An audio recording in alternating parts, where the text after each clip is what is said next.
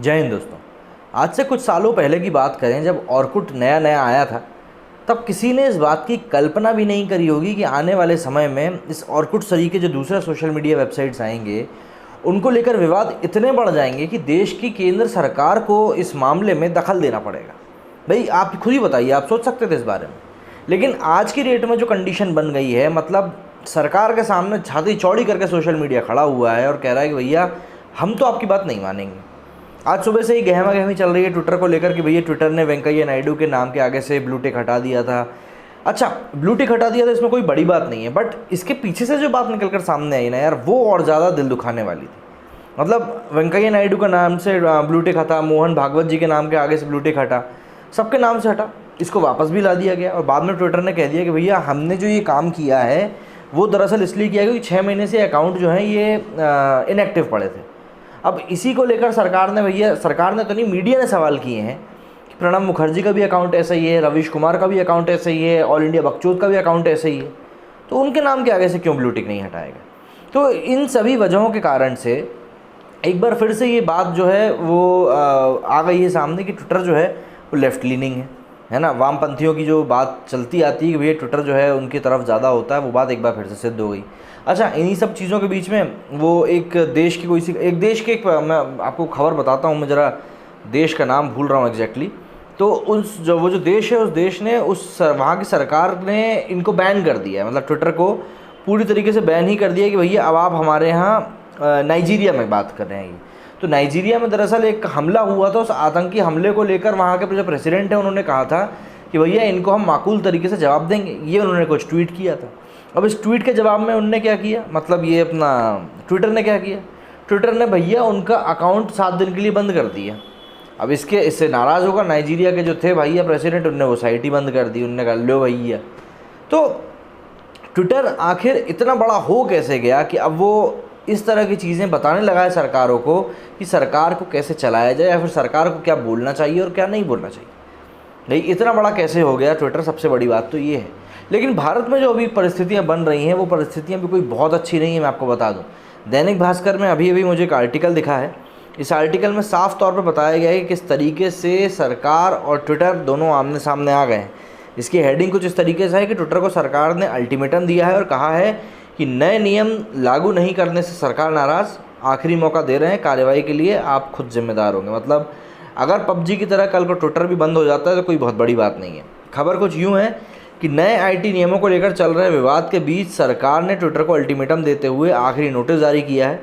Ministry of electronics and information technology ने Twitter को लिखा है कि 28 मई और 2 जून को मिले आपके जवाब से हमको निराशा हुई है, क्योंकि आपसे जो पूछा गया था उसे लेकर ना तो स्थिति साफ की गई है और ना ही नए नियमों को पूरी तरीके से लागू किया गया है। सरकार ने ट्विटर से कहा कि आपको आखिरी मौका दे रहे हैं, नहीं तो जो रियायत मिल रही है वो ख़त्म कर दी जाएगी और इसके लिए आप खुद ही जिम्मेदार होंगे। सरकार का कहना है कि ट्विटर ने अभी तक चीफ कंप्लायंस ऑफिसर के बारे में नहीं बताया। जो नोडल कॉन्टैक्ट पर्सन नॉमिनेट किया है वो भारत में ट्विटर का कर्मचारी है ही नहीं। साथ ही जो ऑफिस एड्रेस बताया गया है वो एक लॉ फर्म का है। दरअसल यहाँ पर ट्विटर ने एक हरकत दे दी थी, हरकत ही अभी तो कम नहीं है ना, तो उन्होंने हरकत ये दे दी थी दरअसल कि इन्होंने जो चीफ कंप्लायंस ऑफिसर जो बताया था, ग्रीवेंस ऑफिसर जो बताया था, वो एक वकील को बनाया था। अब होता है कि हर एक कंपनी में कुछ ना कुछ वकील होते हैं, तो उन वकीलों का काम ये होता है कि वो उस फला कंपनी के जितने भी लीगल पचड़े होते हैं उन सबको सुलझाते हैं। तो ट्विटर ने आनंद फानंद में उन्हीं को अपना ऑफिसर बता दिया कि भैया भारत में भी रहता है, ऐसा है वैसा है। तो अब भारतीय सरकार का कहना है, इंडियन गवर्नमेंट का कहना है कि जो ये ऑफिसर आपने नियुक्त किया है वो भारत का तो रहने वाला है, लेकिन वो आपका कर्मचारी तो है ही नहीं। यहाँ पे आप 2 चीज़ें कर रहे हो। तो इससे पहले ट्विटर की एक और कार्रवाई ने केंद्र सरकार की नाराज़गी बढ़ा दी थी। शनिवार सुबह सुबह खबर आई थी कि ट्विटर ने उपराष्ट्रपति एम वेंकैया नायडू और संघ प्रमुख मोहन भागवत समेत कई नेताओं के पर्सनल ट्विटर हैंडल से ब्लू टिक हटा दिया है। हालांकि विवाद बढ़ता देख थोड़ी ही देर में ट्विटर को नायडू के अकाउंट का ब्लू टिक तो रजिस्टर करना पड़ा, लेकिन बाकी नेताओं के अकाउंट अब भी अनवेरीफाइड ही पड़े हैं। इससे पहले मामले पर सफाई देते हुए ट्विटर ने कहा था कि उनका अकाउंट जुलाई 2020 से सक्रिय नहीं था, इसलिए हमारी वेरिफिकेशन पॉलिसी के मुताबिक हम ऐसे अकाउंट को बिना किसी सूचना के अनवेरीफाई कर सकते हैं। मतलब हमारा रूल हमने बना दिया और हमने उसको आपके ऊपर थोप दिया जो आपको पता भी नहीं। फिलहाल नायडू के अकाउंट को फिर से वेरीफाई कर दिया गया है। आरएसएस के कई नेताओं के ट्विटर के अकाउंट को भी ट्विटर ने अनवेरीफाई कर दिया। इनमें भागवत के अलावा अरुण कुमार, भैयाजी जोशी और सुरेश सोनी जैसे बड़े नाम भी शामिल हैं। इस बीच भाजपा मुंबई के प्रवक्ता सुरेश नकुआ ने ट्विटर की कार्रवाई पर सवाल उठाए। उन्होंने इसे भारत के संविधान पर हमला कहा है।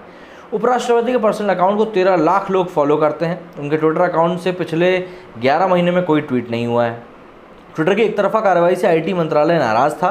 सूत्रों के मुताबिक मंत्रालय का मानना है कि देश के नंबर 2 अथॉरिटी के व्यक्ति के साथ ऐसा सलूक नहीं किया जा सकता। इसके पीछे ट्विटर की मंशा गलत है। मामले में ट्विटर की दलील भी पूरी तरीके से गलत साबित हुई है। अब थोड़ा ब्लू टिक के बारे में भी समझ लेते हैं कि भैया आखिर ये ब्लू टिक है क्या। तो मैं आपको पढ़ के ही बताता हूँ, जिससे कि भाई मैं भी इधर उधर ना भागूँ, कोई गलत बात हो जाए। तो ट्विटर के मुताबिक ब्लू वेरीफाइड बैज का मतलब होता है कि अकाउंट जनहित से जुड़ा हुआ है और ये एक वास्तविक अकाउंट है, मतलब ये कोई फेक अकाउंट नहीं है। इस टिक को हासिल करने के लिए ट्विटर अकाउंट का सक्रिय रहना बहुत ज़रूरी है। फिलहाल ट्विटर सरकारी कंपनियां, ब्रांड और नॉन प्रॉफिट ऑर्गेनाइजेशंस, समाचार संगठन, पत्रकार, मनोरंजन, स्पोर्ट्स एंड ई स्पोर्ट्स कार्यकर्ता, ऑर्गेनाइजर्स और अन्य प्रभावशाली व्यक्तियों के खास अकाउंट्स को वेरीफाई करता है। अब किस कंडीशन में टिक हटाया जाता है, वो वही कंडीशन है कि भाई या तो वो कोई गलत काम कर दें जिसके कारण तो सस्पेंड ही हो जाता है, या फिर वो सक्रिय ना हो 6-8 महीने से। लेकिन यही वहाँ पर पेज है जहाँ पे वो उलझ गए। और रवीश कुमार और AIB के अकाउंट के बाद even I think Pranab Mukherjee, जो कि हमारे पूर्व राष्ट्रपति रहे हैं, उनका अकाउंट भी वेरीफाइड है। इन दिनों भारत सरकार की एक नई गाइडलाइंस को लेकर ट्विटर और सरकार के बीच में तनातनी चल रही है और सब कुछ ठीक नहीं है। नई गाइडलाइंस को अभी तक ट्विटर ने अपनी रजामंदी नहीं दी है। वहीं कुछ दिन पहले ही कथित टूलकिट के मामले में दिल्ली पुलिस ने ट्विटर इंडिया के दिल्ली और गुरुग्राम के दफ्तर पर छापेमारी भी करी थी। अच्छा, वो जो टूलकिट वाला मामला हुआ था, दरअसल जो गहमा गहमी बढ़ी है ना, वो उस टूलकिट वाले मामले के बाद से ही बढ़ी है। देखिए, टूलकिट वाले मामले में हुआ ये कि ट्विटर ने कुछ जो भाजपा नेताओं ने जहाँ से टूलकिट शेयर करी थी या न्यूज़ को शेयर किया था, रिट्वीट किया था, उसने उन सभी को मैनिपुलेटेड मीडिया का टैग दे दिया। अब मैनिपुलेटेड मीडिया का मतलब होता है कि ये मीडिया गलत है, इससे छेड़खानी करी गई है। तो दिल्ली पुलिस ने सीधे सीधे तौर पर ट्विटर से ये पूछ लिया कि भैया आपके पास कुछ ना कुछ सबूत तो होंगे जो आप इसको मैनिपुलेटेड कह रहे हो। मतलब अगर मैं आपके घर आकर ये कह रहा हूँ कि यार तुम्हारे घर में मेरे को दिखाई नहीं दे रहा है, सामान कहाँ गया, तो वो सामान नहीं दिखना चाहिए ना। अगर वहाँ पे सामान रखा है उसके बाद भी मैं कहूँ कि सामान नहीं दिख रहा है, तो चूतिया कौन, सॉरी बेवकूफ़ कौन। तो यहीं पे दिल्ली पुलिस का और ट्विटर ने यहाँ पर जो पूरा हड़कंप था वो शुरू हो गया। उसके बाद ट्विटर ने कुछ हरकतें भी दे दी। भाई फरवरी में जब आपको बोल दिया गया था कि गाइडलाइंस आपको फॉलो करनी है, तो आप उनको फॉलो क्यों नहीं कर रहे? आप भाई बाकी जितनी सोशल मीडिया है उन सभी ने इनको फॉलो कर लिया। इवन व्हाट्सएप ने तक जो प्राइवेसी पॉलिसी वो लोगों के ऊपर थोप रहा था, उसको अभी हाल फिलहाल के लिए तो वापस खींच ही लिया है। और आगे भी भारत सरकार की बात उसको माननी ही पड़ेगी, क्योंकि इंडिया का मार्केट बेस इतना बड़ा है कि ये लोग इंडिया को लूज़ करना तो कहीं से कहीं तक भी अफोर्ड कर ही नहीं सकते, ये बात तय है। तो इसीलिए तोड़ मरोड़ के ये लोग भारतीय मार्केट में तो रहेंगे ही। लेकिन ट्विटर जिस तरीके से अपनी छाती चौड़ी करके घूम रहा है, उसको ऐसा लग रहा है कि भैया देश को वही चला रहा है। और ये बात हमारी तरफ से, सरकार की तरफ से ट्विटर को कही भी जा चुकी है कि आप एक सोशल मीडिया का प्लेटफॉर्म है, आप हमारी डेमोक्रेसी को चलाने की कोशिश ना करें। लेकिन बस बात वही है कि लातों के भूत बातों से नहीं मानते। तो देखते हैं कि ये भूत आखिर कब तक नहीं मानता और कब सरकार को दूसरे कदम उठाने पड़ेंगे। मेरे इस वीडियो में फिलहाल इतना ही। जय हिंद, जय भारत।